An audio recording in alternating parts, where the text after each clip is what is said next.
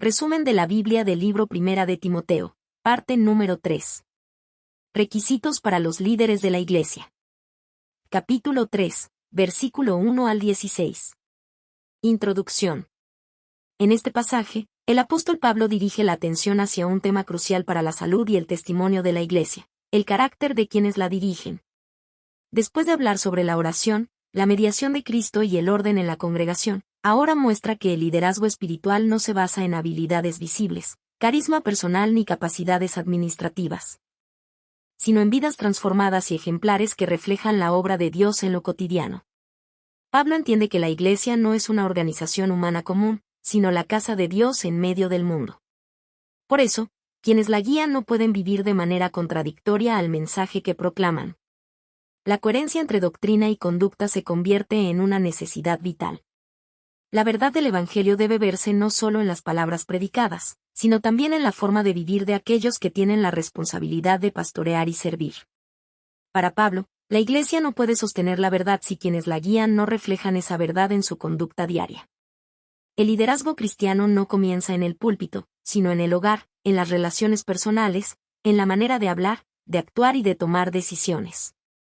Por eso, presenta una lista detallada de cualidades que deben distinguir a los obispos, también llamados ancianos o pastores, y a los diáconos, revelando que el liderazgo cristiano es, ante todo, un llamado al testimonio personal. Estas cualidades no apuntan a la perfección humana, sino a una madurez espiritual visible, a un carácter formado por la gracia de Dios y sostenido por una vida de comunión con Él. Pablo deja claro que el liderazgo en la Iglesia no es un privilegio de posición, sino una responsabilidad que demanda integridad, humildad y fidelidad constante.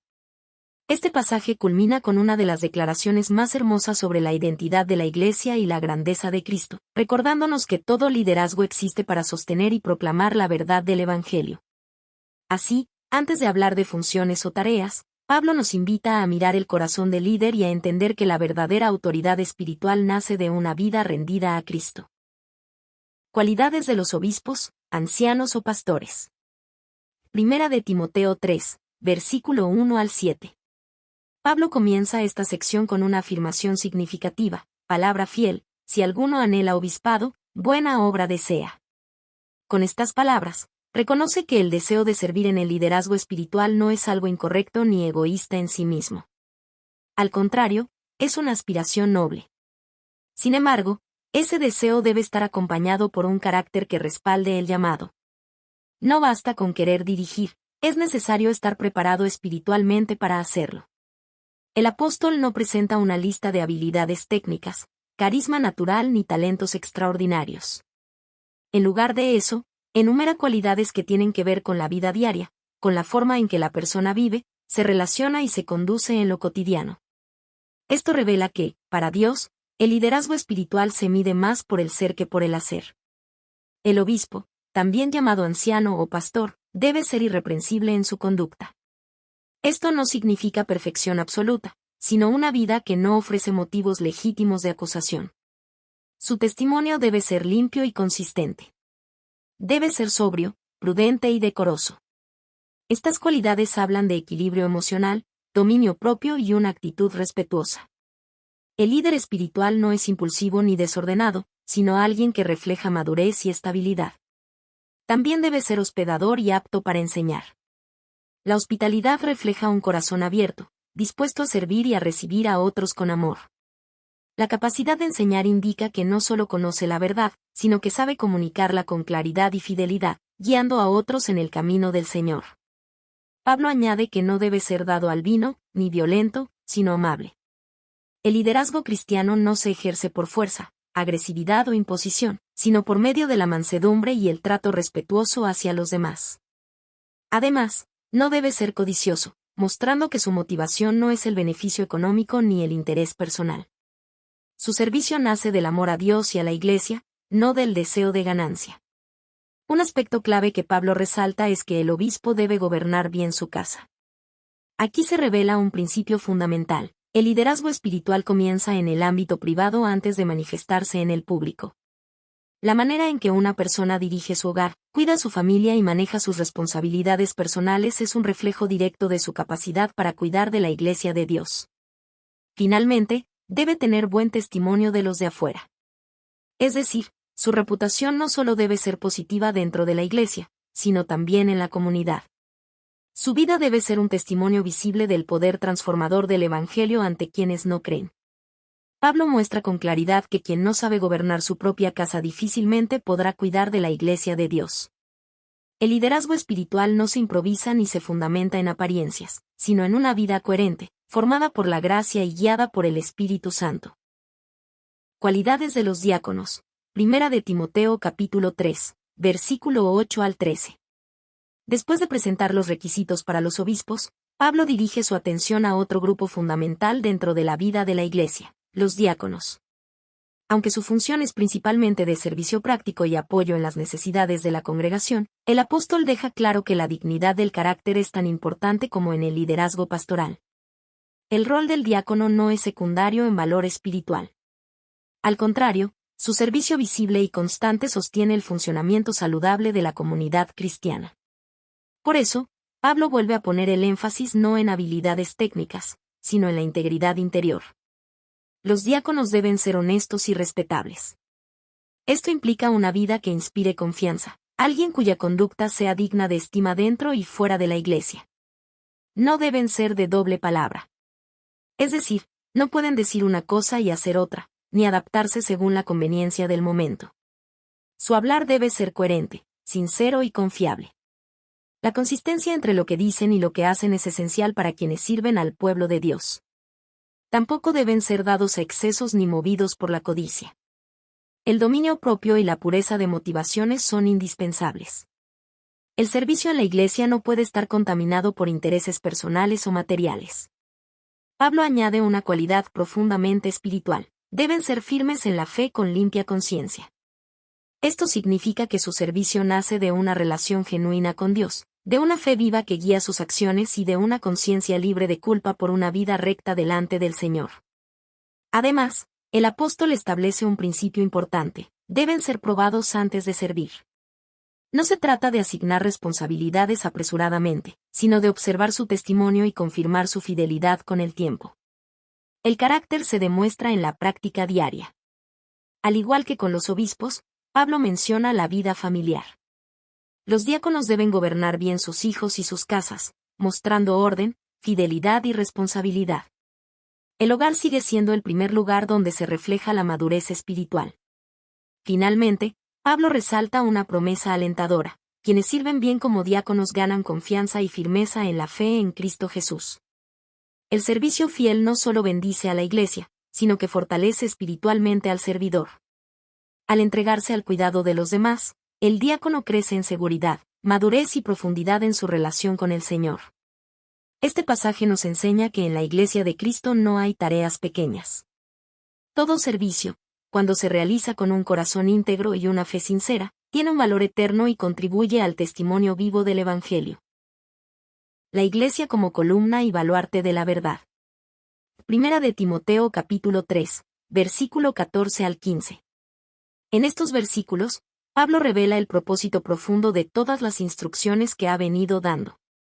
No se trata simplemente de normas para organizar la iglesia, sino de enseñar cómo debe conducirse el pueblo de Dios en su vida comunitaria. Pablo le escribe a Timoteo con una intención clara: que, aun si él tarda en llegar, Timoteo sepa cómo comportarse en la casa de Dios. Esta expresión es significativa. La iglesia no es presentada como una institución humana, sino como un hogar espiritual, el lugar donde Dios habita en medio de su pueblo. Luego, el apóstol utiliza una de las imágenes más poderosas del Nuevo Testamento para describir a la iglesia: columna y baluarte de la verdad. Esta metáfora comunica estabilidad, firmeza y visibilidad. La columna sostiene la estructura y la mantiene en pie. El baluarte, o fundamento firme, protege y afirma a aquello que resguarda. Así como una columna eleva un edificio y lo hace visible desde lejos, la iglesia tiene la misión de sostener y exhibir la verdad del Evangelio ante el mundo. La iglesia no inventa la verdad ni la modifica. Su responsabilidad es preservarla fielmente y mostrarla con claridad por medio de su enseñanza y su testimonio. Esto significa que la verdad del Evangelio no solo se proclama con palabras, sino que se hace visible en la vida de la comunidad creyente. Cuando la iglesia vive conforme a la verdad, el mundo puede ver reflejado el carácter de Dios. Por esta razón, el liderazgo íntegro es indispensable. Si quienes guían la Iglesia no viven de acuerdo con la verdad que enseñan, el testimonio colectivo se debilita. La conducta de los líderes afecta directamente la manera en que la Iglesia sostiene y presenta el Evangelio. Pablo está mostrando que la organización, el orden y los requisitos para los líderes no son asuntos secundarios, sino parte del plan de Dios para que su verdad permanezca firme y resplandezca en medio de una sociedad confundida. La Iglesia, entonces, no es solo un lugar de reunión, sino el soporte visible de la verdad eterna de Dios en la tierra. Himno cristológico, el misterio de la piedad. Primera de Timoteo capítulo 3, versículo 16. El pasaje culmina con una declaración poética, solemne y profundamente teológica que muchos estudiosos consideran un himno cristiano primitivo que la Iglesia recitaba o cantaba en sus reuniones. Después de hablar del liderazgo, del orden en la Iglesia y de su papel como columna de la verdad, Pablo eleva la mirada hacia el centro absoluto de esa verdad, Cristo mismo. Introduce este himno con una afirmación poderosa. E indiscutiblemente, grande es el misterio de la piedad. La palabra misterio no se refiere a algo incomprensible, sino a una verdad divina que antes estaba oculta y ahora ha sido revelada plenamente en Jesucristo. La piedad no es solo conducta moral, sino la vida transformada que nace de conocer esa verdad revelada. Luego, el himno presenta 6 declaraciones que recorren la obra completa de Cristo. Dios fue manifestado en carne. Aquí se proclama el milagro de la encarnación. El Dios eterno se hizo hombre. Cristo no fue simplemente un maestro espiritual, sino Dios mismo entrando en la historia humana. Justificado en el Espíritu. Se refiere a la vindicación divina de Jesús, confirmada por el Espíritu Santo, especialmente en su resurrección. Aunque fue rechazado por los hombres, fue declarado justo por Dios. Visto de los ángeles. Cristo fue contemplado por el mundo celestial. Su obra redentora no solo tuvo impacto en la tierra, sino también en los cielos. Predicado a los gentiles. El mensaje de Cristo no quedó limitado a Israel. El Evangelio se extendió a todas las naciones, mostrando el alcance universal de la salvación. Creído en el mundo. A pesar de la oposición, multitudes llegaron a la fe. El Evangelio produjo fruto real en corazones humanos. Recibido arriba en gloria. El himno concluye con la exaltación de Cristo. Después de su obra en la tierra, ascendió y fue glorificado, ocupando el lugar de honor a la diestra del Padre. Este himno resume el corazón del Evangelio, la encarnación, la obra redentora, la proclamación universal y la exaltación gloriosa de Jesucristo. Con estas palabras, Pablo recuerda que todo lo que ha enseñado acerca del liderazgo, el orden y la conducta en la Iglesia no tiene sentido separado de esta verdad central. La Iglesia existe para sostener, proclamar y reflejar este misterio glorioso. Así, el capítulo no termina hablando de hombres, sino de Cristo. Porque al final, todo el orden, el liderazgo y la vida de la Iglesia giran alrededor de esta verdad eterna y gloriosa, Jesucristo, el Señor. Conclusión. Este pasaje nos enseña con claridad que el liderazgo en la Iglesia no se fundamenta en posiciones, títulos o habilidades visibles, sino en vidas que reflejan el carácter de Cristo en lo cotidiano. Antes que capacidades administrativas o dones públicos, Dios busca corazones transformados que vivan de acuerdo con la verdad que proclaman. Pablo muestra que el testimonio personal del líder es inseparable del testimonio colectivo de la Iglesia. La coherencia entre lo que se enseña y lo que se vive es lo que permite que la verdad del Evangelio se sostenga con firmeza delante del mundo. A lo largo de este capítulo aprendemos que los líderes deben ser ejemplos vivos de la verdad que proclaman. Su vida diaria es un sermón constante para la congregación. El servicio fiel requiere integridad, madurez y responsabilidad. Nadie puede guiar al pueblo de Dios sin antes haber sido formado en su carácter por la gracia del Señor. La Iglesia tiene la misión de sostener y mostrar la verdad al mundo. No crea el mensaje, pero lo preserva y lo exhibe por medio de su vida comunitaria. Todo el orden congregacional existe para exaltar la obra gloriosa de Cristo. Las normas, los requisitos y la organización no son fines en sí mismos, sino medios para que el Evangelio resplandezca. Pablo culmina elevando la mirada hacia el misterio de la piedad, recordándonos que todo gira alrededor de Jesucristo, su encarnación, su obra redentora y su exaltación. El liderazgo, el servicio y la vida de la Iglesia encuentran su sentido únicamente en relación con esta verdad central. Cuando los líderes viven de esta manera, la Iglesia se fortalece desde adentro, el testimonio se afirma hacia afuera y el Evangelio resplandece con claridad ante todos.